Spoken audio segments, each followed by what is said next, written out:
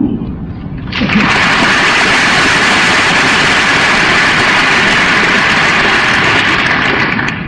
Comrades, one of the arguments that we've been having along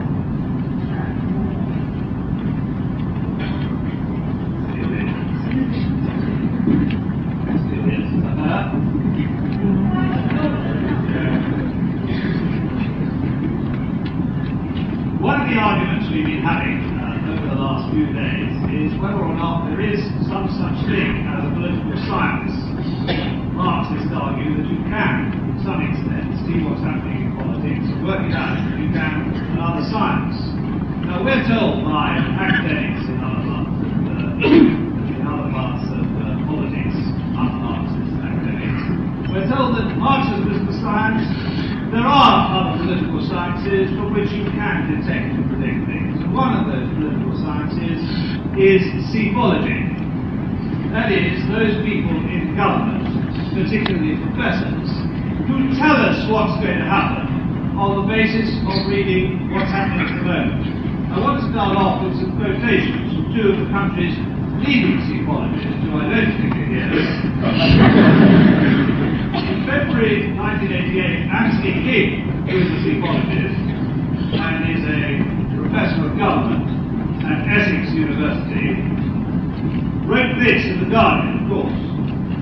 The paradox is that whether they like it or not, Labour and the centre parties are, at least in the short run, utterly dependent on each other.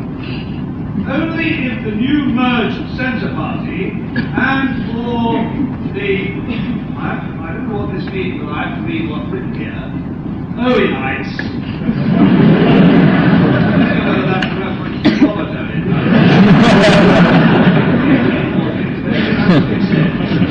Only if the new merged party and or the Owenites manage to take enough seats from the Conservatives in 1991 too, can Labour hope to form even a minority government.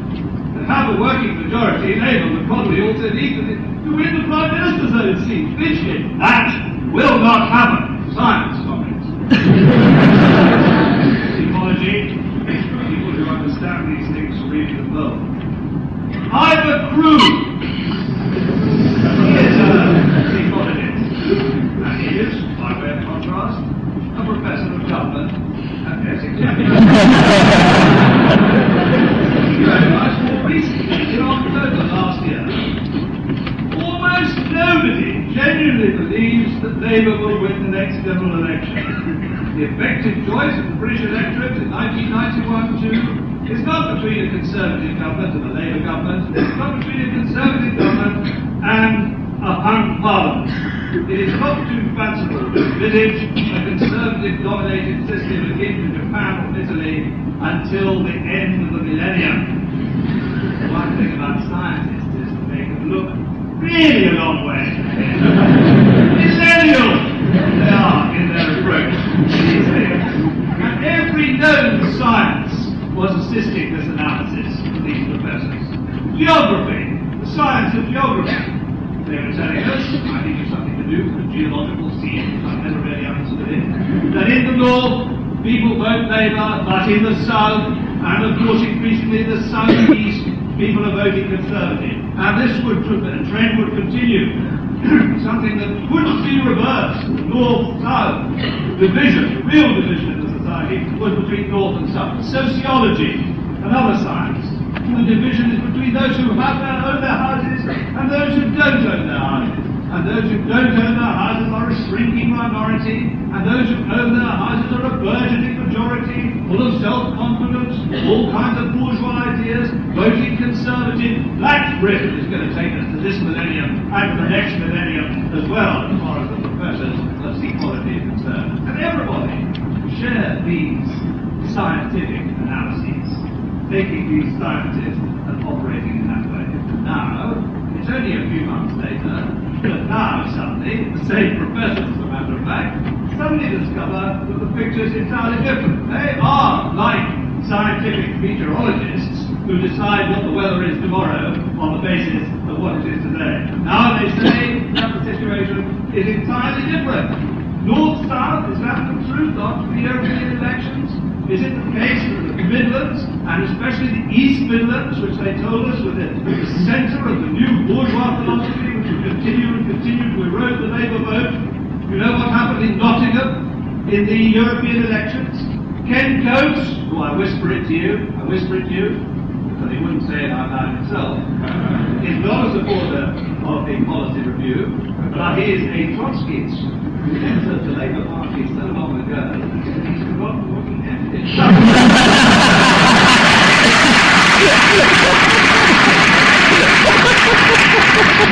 Ken Coates lost in 1984 in the middle of the miners' strike in the European elections by 17,000 votes, and he won in Nottingham this year by 17,000 votes. The biggest swing in the whole country was in the Midlands, in the East Midlands. The next biggest is in the South East, in London, in all the areas where they said it didn't happen. Who are the people who are changing their vote from Tory to Labour, switch over vote from Tory to Labour? Largely people who own their own houses. Why? When you go to a union meeting in the Daily Mirror now, with 3 years ago you went to a union meeting that we can't go on strike because we've got a mortgage, now they say we've got to go on strike because we've got a mortgage.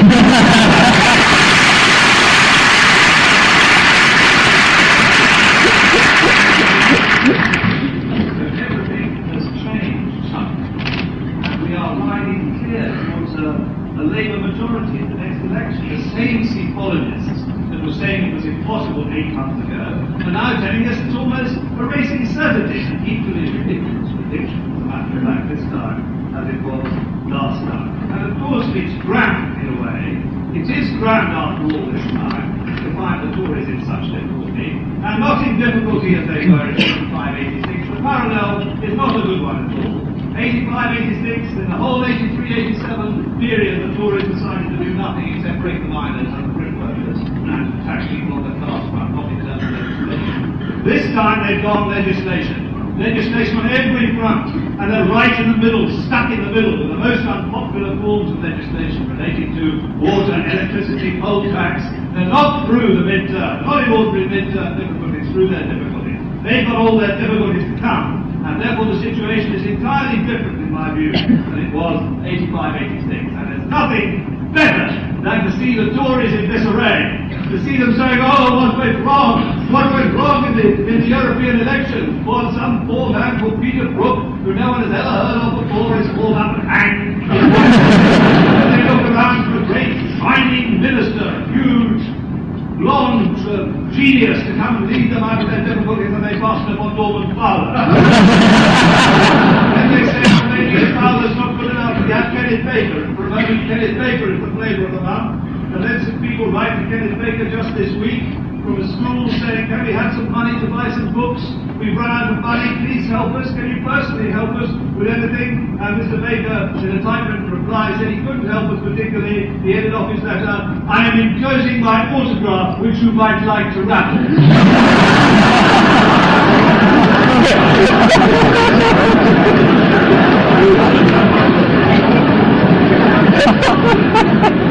Not very detailed is the response to this generous act, with which this generous act is met by the school in question. But so it is all that's wonderful, but there is a difficulty.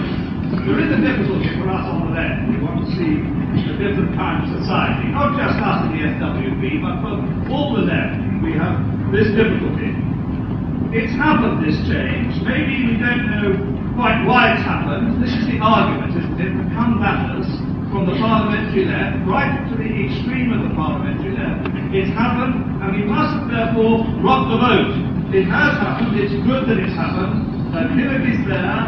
Kinnock perhaps isn't so bad as we thought he was 6 months ago. I don't know whether you have this experience. I keep meeting people saying, yes, is he so bad? I see when the normal reaction to name Kinnock is about some spit, cough, and people say, no, that's not the case. Kinnock's quite brave, he's a good speaker, he's good on the television. Don't you start attacking him. Is the bomb such an important argument? It's only about the future of the human race. Does it really matter? I know that argument is nonsense that we should keep the bomb in order to negotiate it with Gorbachev, who is now a friend, whereas he was an enemy. So you keep the bomb to impress him in negotiations. Look, it's not bomb, we know it's useless. They say in this document, we know the bomb is absolutely useless, we are putting in something that's absolutely useless. to show our good faith that it only costs £5,000 million a second.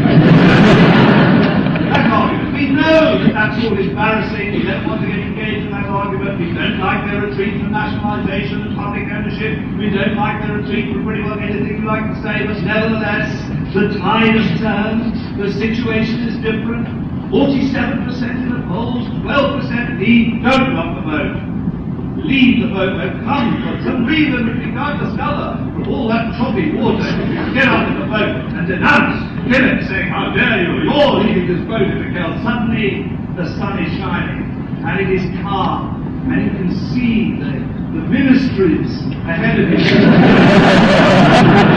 we can be in charge of the society, we can be the planners of the society, we can be in charge. And all kinds of people, socialistic people, people quite sincere, say don't rock the boat, don't keep those arguments up. And above all, and this is the most serious one, all you have to do is keep the argument up against the government, keep bashing the government, bash them all the time, and don't talk about the alternative. We had the most fantastic example of that recently. In May, there was the famous case, do you remember, of the kebabs. I don't know if you remember that. And the kebabs. A very important moment in our political history. When Neil Kinnock went on to discuss the question of interest rates, he went on the radio to discuss the question of interest rates. And the broadcaster, who was a man called Jim Northey, who is a Labour Party supporter, very, very quiet indeed, and extreme left-wing Labour supporter, don't tell him all this, if you don't tell the BBC. He was asking Kinnock there, and came to the first question, which after all was thereabouts, since he'd come on the question of interest rates. Mr. Kinnock, could I ask you what you would do to bring interest rates down? There was a silence. Mr. Kinnock! I'm reading out from the transcript of the program. Mr. Kinnock! Mr. Kinnock! Kneel! Hello!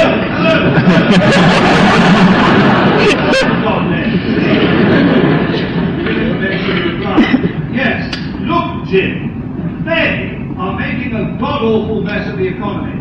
They are about to slaughter it.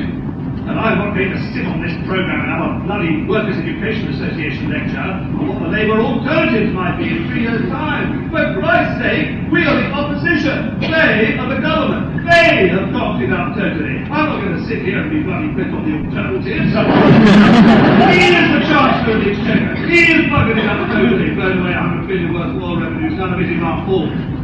I'm serious about that. I don't give a sod about the politics of it. Then there came the even more revealing question and answer later on. Why don't you say that, says Jim Northey, why don't you say that in as strong terms as you want to? But wait a minute. And then he imagined what the report would be, the nightmare. He says, opposition leader asked what he would do. Opposition leader says, to cut a long story short, we don't know.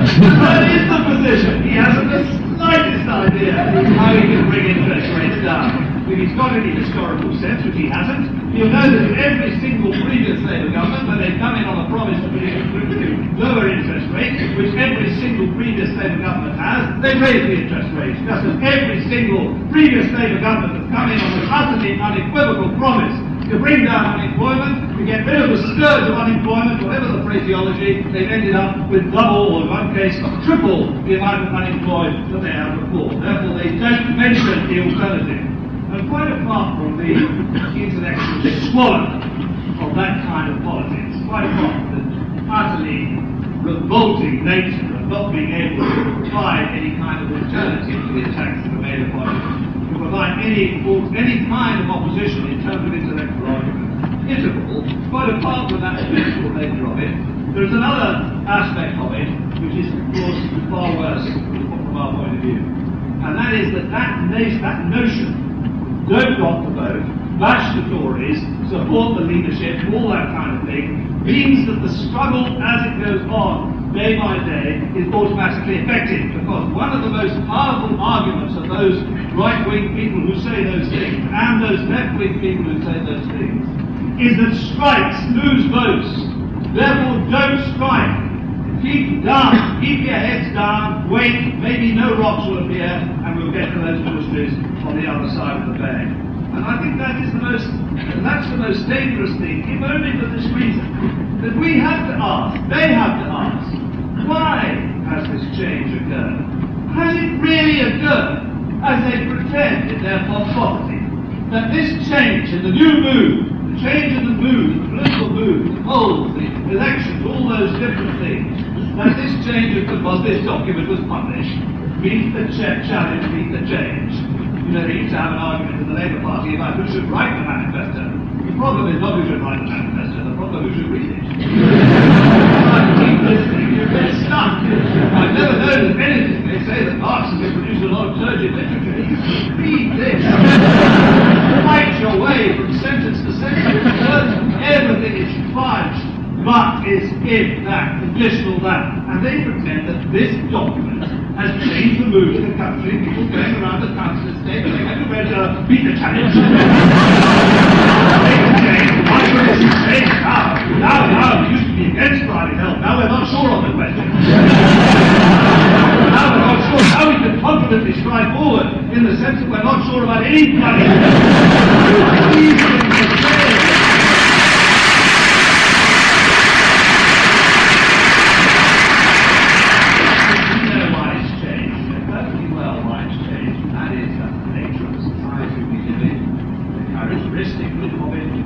Above all other characteristics, is that it is cut into classes and that it is run on the basis of exploitation, profit, and gain, one section gain from the other, sucking the blood of the other. And that such a society always pushes down on the people who do the work. It always pushes down on the working class, and from time to time, for the long period, the actual pushing down in itself doesn't guarantee any opposition, any new move, any change, pushing down itself. What suddenly changes is the confidence of people that perhaps they can hit back. For years they have no confidence, they can't hit back. The confidence changes, and it's very, very difficult for anybody, the most supreme and brilliant scientist, even in hindsight, to look back and say what particular thing it was which triggered off the change, which led to the change in mood. Very, very difficult. But certain it is that it is not to do with the publication of a policy document. Certain it is that it has to do with some people somewhere saying, well, we've had about enough of this. We've had enough, and let's have a crack. And if they have a crack at it, like for example, the BBC, for heaven's sake, we'll have a crack at them. We'll go out on the picket line and see what happens. I know the violence will beat. I know the British, but let's just have a crack at it. And if BBC weren't beaten the first time, won't beaten the second time, they would know whether it was that dispute or one other dispute or lots of disputes coming together. But certain it was that it was rooted there where the struggle takes place down below, which led to the change in mood. And just as, of course, that's true, just as it leads to a change in mood that comes up, so of course, if those things are beaten back, as they are just as likely to be as to go forward in terms of any God-given forecast, if they're beaten back, if the confidence is beaten, if the rail strike is smashed, if the tube strikes are smashed, if the engineers are smashed, Bill Jordan, I saw the other day, calling a great call to arms for Bill Jordan, any more likely to be smashed than led by Bill Jordan. I can't imagine. If those things are broken, then of course the mood changes back again. There's nothing inevitable about an advance for those ministries.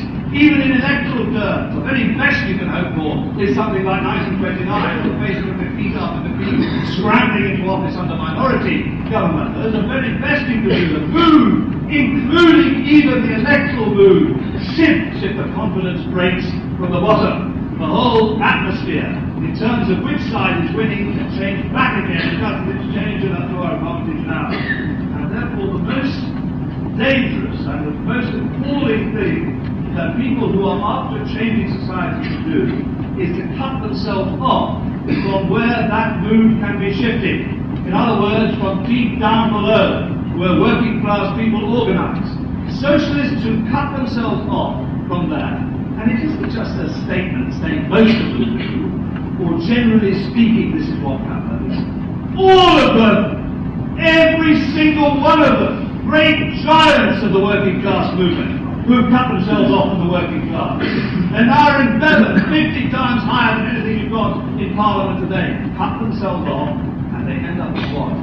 They end up not as the manipulators of capitalism. They go to Parliament to change the world, but the world changes them. They come back as changed people, agents of the system. People who are there changing the system, other people move without any will or power of their own, moving in this way or that, according to the buffetings of the way in which the system moves. That's what happens if you cut yourself off.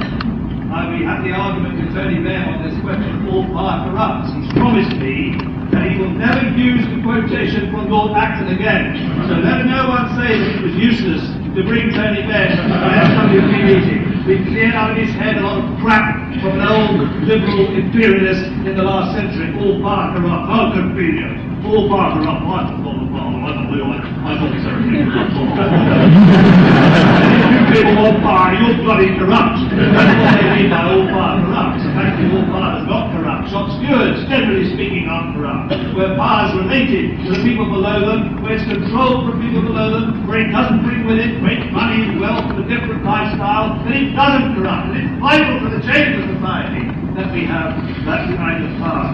These lessons that we've learned today, they talk in all power corrupt. When you look at Papandreou, you look at Gonzales, you look at the Labour governments in Europe, not some long time ago, but the Labour governments that exist today, you see how they're just as susceptible to corruption as the Tory government in Japan, which can't find a prime minister who isn't in some way or other corrupt. We talked throughout this session of Marxism about the French Revolution. We talked about it, and I think the lesson that has come out above all other lessons of the French Revolution is the importance of organisation, the importance of people coming together. We're trying to think how to illustrate that, just to finish this off here. I'm trying to think to illustrate that. We can't get away from the thing which perhaps dominates all our minds, certainly continues to dominate our minds, perhaps differently to other people's minds. The events that took place in China just a few weeks ago, they entirely dominate our minds. There was suddenly, in some place which really none of us had really predicted, a tremendous outburst of students and workers' power against the government. An outburst which has for the time being been repressed. And you notice how political scientists, formal politicians on the left, people who were prepared to join enthusiastically in the campaigns when it looked as though the whole Chinese ruling class could be overturned by a single demonstration in a single square, when it looked as though they could do that, all kinds of people flock to the banner. As soon as it doesn't look as though they can do that, when there's repression, then you find people drifting away. And of all the reasons for the drifting away, the one that is greatest is the loneliness. People on their own. People who looked at politics on their own, who watched the television each night and see, aha, the Chinese Revolution, I'm in favour of that, you feel good, you go in the next day, look what's happening in Tiananmen Square, same as May 68, people whose hairs are grey, and remember May 68, oh I remember that was great, remember Grosvenor Square, remember the miners' strike, Bentonville, yes, we remember those things, that's what's happening in China, next day repression, oh, what to do about that, depression, I don't know what to do. I'm going back to work, I'm going to forget about it. I hope for the moment I can alter the situation by just staring at the television, kicking it in some way. But the loneliness means that the depression of defeat, or that kind of defeat, maybe it'll be a temporary defeat, but however temporary it is, the pressure of it presses down upon people. They feel disillusioned and in despair. And what seemed a victory goes back to despair. And people are prepared to take part in some activity no longer to take part in that sort of activity. Why? Above all, because they're on their own. They're on their own, but not with others. They don't see how they can get together with other people who talk about it. Get together with other people to find the Chinese people in this country who can give us some information to help them in their problems in staying in this country. Even that, anything which is some kind of organisation can start to build to what appears to be repression and defeat. You need for that organisation, you need for that discipline, you need for that to be able to move together, to coordinate your resources, The whole lesson of China, as a matter of fact, is that you need organisation which spreads from city to city, from factory to factory, which isn't just some great declamation from above, but which comes down from below in terms of the organisation and discipline of revolutionary parties, organised there deep down where the working class can operate and where they can be influenced towards socialist ideas. It happens all the time. I bet this to each one of you, comrades, both the members and the non-members of the organisation. It happens all the time that from time to time you feel depressed. And you feel depressed particularly when you're lonely. That is the truth. When you're lonely on your own. The lonelier and the more on your own you are, the more you feel depressed about it. I just end up with this little anecdote. I was standing not long ago on King's Cross, an underground platform in King's Cross Station. And I was sitting there thinking about Thatcher. Automatically standing there actually, automatically thinking about Maxwell, which is another thing. These two great pinnacles of misery pressing down on me, nothing much happening before all this new move business, before China, feeling depressed, feeling how can I face up both Thatcher and Maxwell together in one day, possible to do it both together, standing there, musing, misery, feeling as this terrible thing, and the train comes to a stop, standing at the front. I'm about to get on the train, when suddenly the driver's door opens, and a man who I have never seen before, a wild-eyed man, hysterical looking man, says, "Paul, come in here!"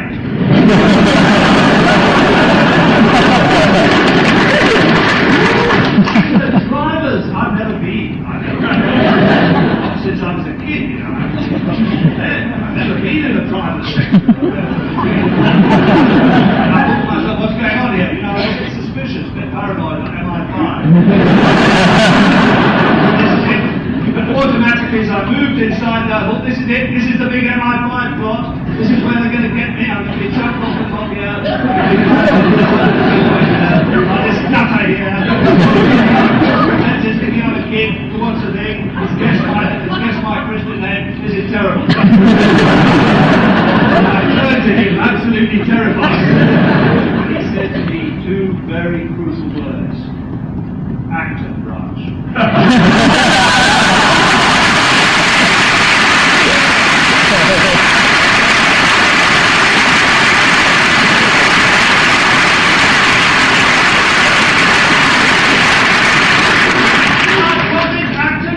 Changes the whole situation. Now we're in trial with the train.